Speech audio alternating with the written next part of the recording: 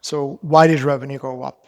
When I ask this question, Veezoo actually creates dynamically a plan of how we could approach this.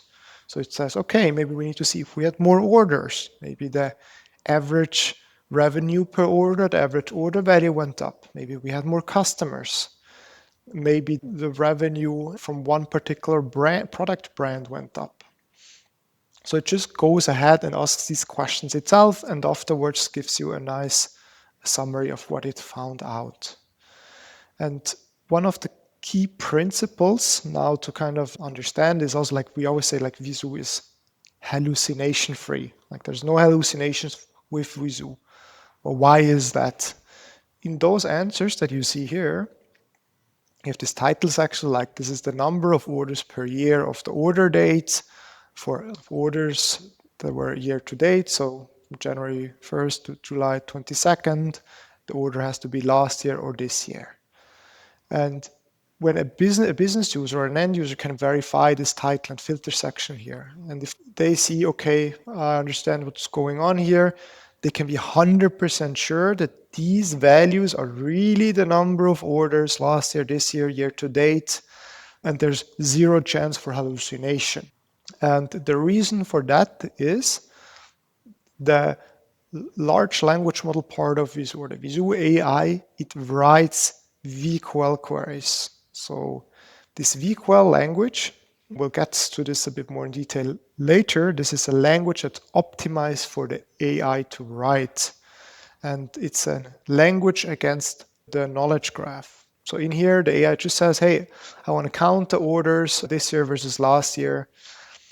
But it's not up for the AI to decide how the final SQL query looks like. So if it were, we just risk that there could be hallucinations. Maybe an additional where statement comes in, or maybe one gets left out. And that's just a risk. So even if we had like a super intelligent LLM that writes SQL correctly like 99% of the times, this 1% in many, many use cases, if you scale to thousands of users, it's just too risky.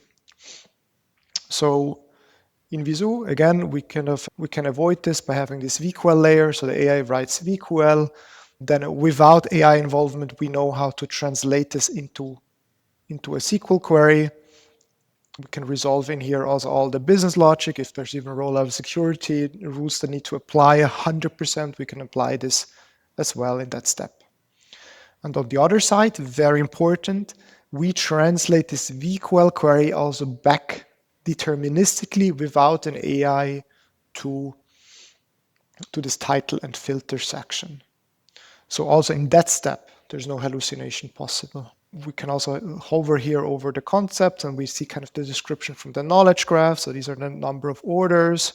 And as an end user, I can also already see kind of a nice description of what is actually an order in our context, or what is, if we display a specific measure, like revenue, how is that defined? So these descriptions help both the end user understanding what's going on, what's being displayed, increasing the data literacy, but they also help the AI to actually understand the questions correctly.